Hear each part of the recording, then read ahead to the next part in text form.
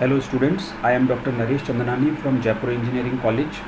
Today we are going to discuss the method of variation of parameters. It is a method to solve differential equations of second order.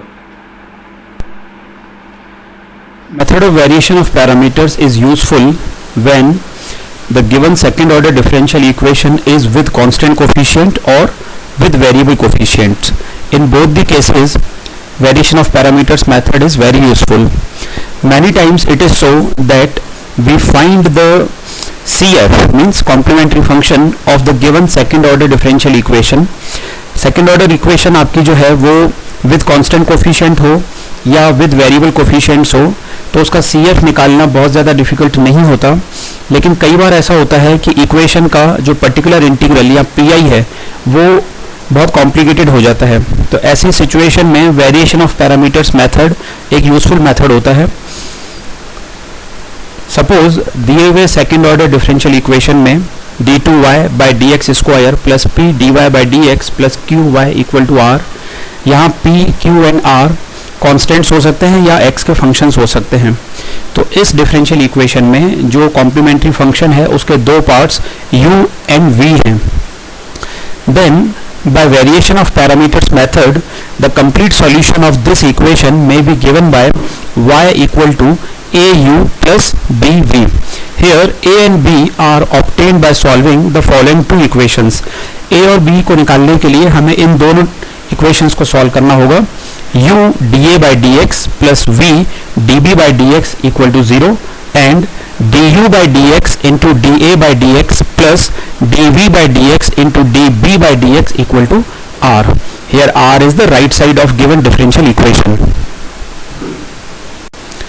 We understand this method by taking some examples. Example 1. Solve the following differential equation by variation of parameters method. X square d2y by dx square plus x dy by dx minus y equal to ex. We can see that this second order differential equation is homogeneous differential equation. So we can find the CF by using x equal to e power z, means z is equal to log x.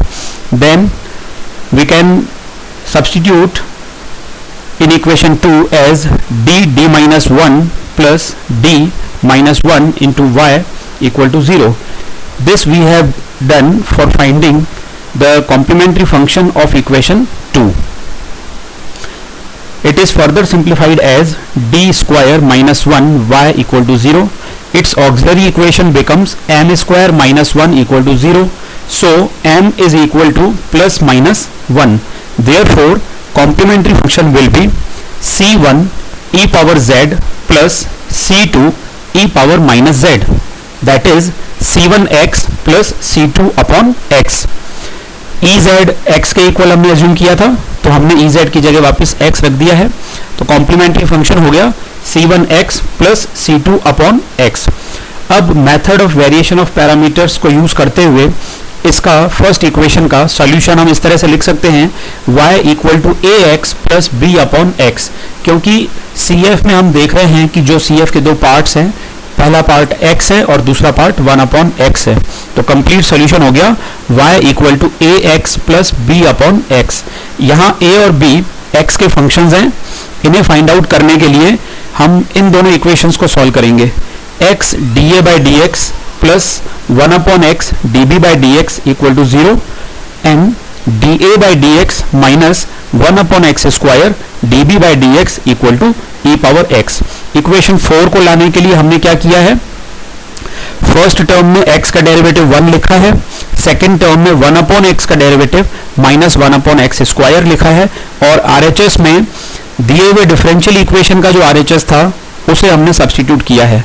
तो इस तरह से equation third and fourth आती हैं. इन्हें solve करने के लिए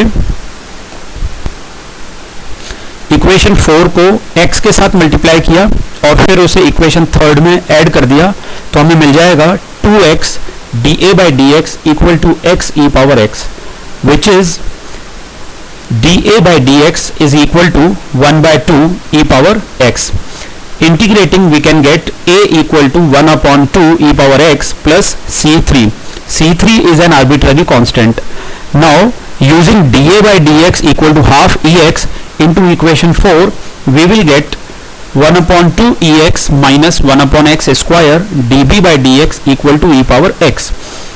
On simplification, this will give dB by dx equal to minus x square upon 2 e power x. Again on integrating, b will be equal to minus x square upon 2 e power x plus x e power x minus ex plus c4. This integration has been done using isolate or integration by parts method. Here c4 is constant.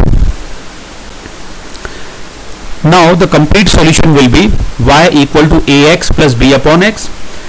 Substitute the values of a and b, then we get y equal to half x e power x minus x upon 2 e power x plus e power x upon x into x minus ex upon x plus c3x plus c4 by x. Then y is equal to c3x plus c4 by x plus e power x minus ex upon x.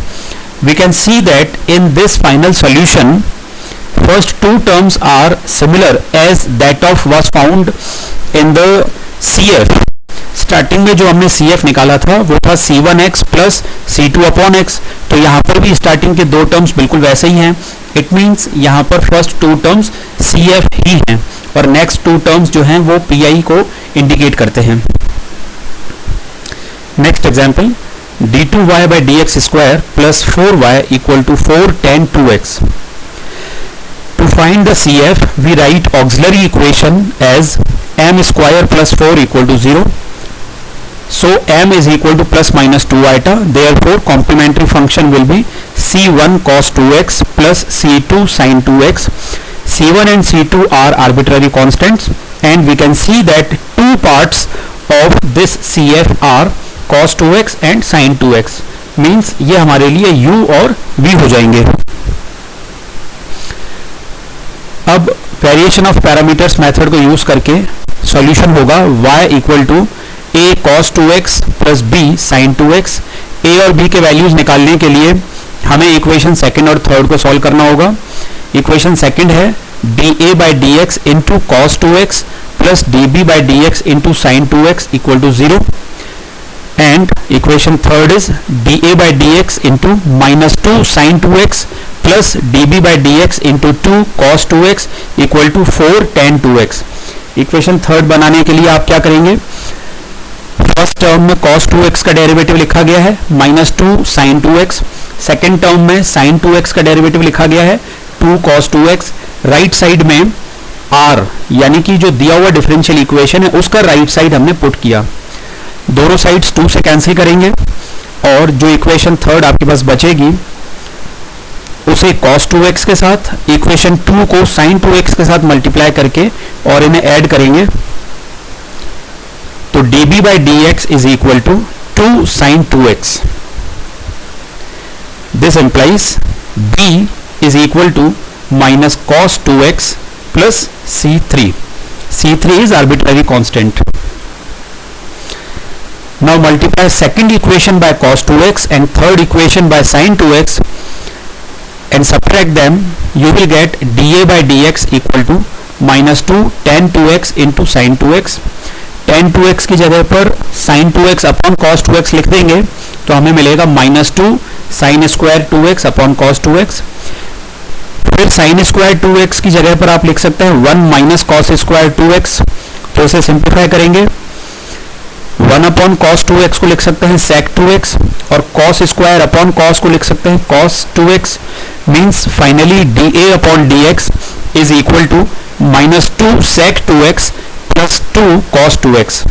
Integrate करेंगे a is equal to minus log sec 2x plus tan 2x plus sin 2x plus c4. c4 is arbitrary constant. Now using values of a and b, the complete solution will be y equal to c4 cos 2x plus c3 sin 2x minus cos 2x into log sec 2x plus tan 2x. You can simplify and get this answer very easily. Now here are some practice problems. Solve these problems by variation of parameters method. If you feel any difficulty in this lecture, you can contact me on my email which is given on the first page. Thank you students. Have a good day.